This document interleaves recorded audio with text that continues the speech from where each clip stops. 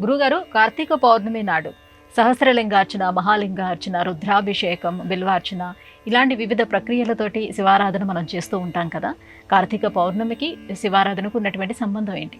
కార్తీక పౌర్ణిమ శివారాధనకు ప్రత్యేకం, అలాగే విష్ణువారాధనకు కూడా విశేషం.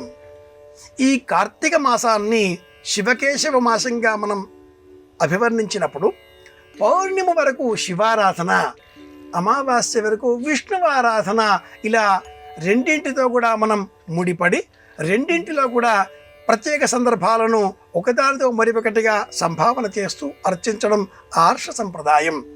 శివకేశవులకు అభేదం, ఇరువురు ఒక్కరే అనే ఆలోచనను మనలో పెంపొందింపజేసే విధంగా ఈ మాసం హరిహర మాసంలో కార్తీక పౌర్ణమి నాడు శివారాధనలు, సత్యనారాయణ వ్రతాలు, తులసి దళాలతో శాలగ్రామ రూపంలో విష్ణువుని అర్చించడం, మారేడు అంటే బిల్వపత్రి దళాలతో శివుడిని మారేడు వృక్షం క్రింద అర్చించడం, వనభోజనాదులను నిర్వహించడం, సమష్టిగా అందరూ కలిసి చైతన్యంగా ఒకటిగా జీవించే ప్రయత్నం చేయడం.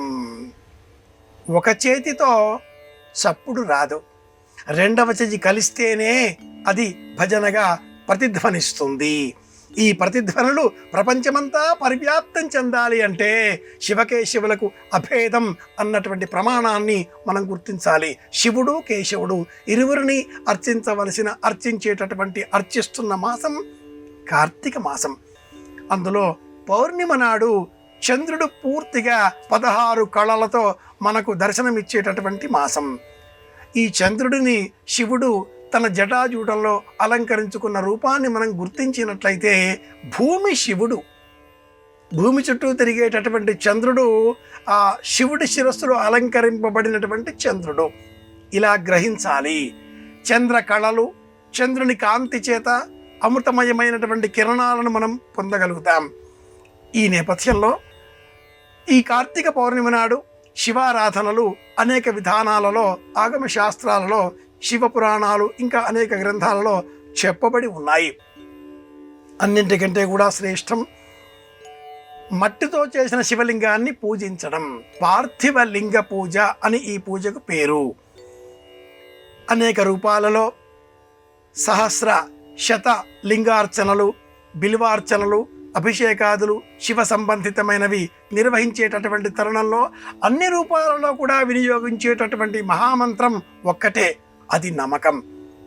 కృష్ణయజుర్వేదం 5వ పన్నంలో 4వ ప్రపాఠకంగా ఆ రూపంలో ఉండేటటువంటి మహామంత్రం నమస్తే రుద్ర మన్యవ ఉతోత ఇషవే నమః.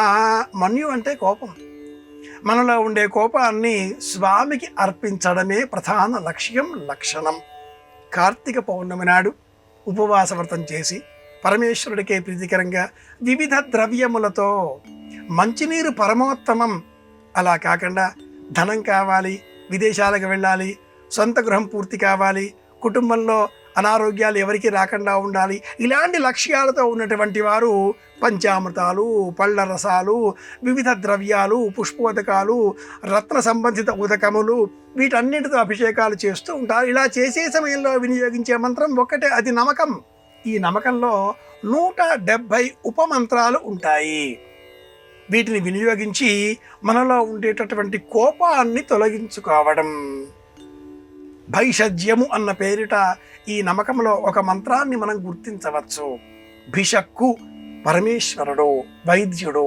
భైషజ్యము పరమేశ్వరుని అర్చన వలన మనకు లభించేటటువంటి ప్రయోజనము వైద్యము.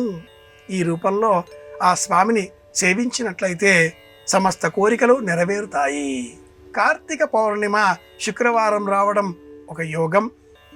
ఈ ప్రత్యేక సందర్భాన్ని పురస్కరించుకొని నమకం సహాయంతో యథాశక్తి లింగ అర్చనలు చేసిన ఎడల పరమేశ్వర అనుగ్రహంతో అన్నింటినీ మనం పూర్తి చేసుకోగలుగుతాం.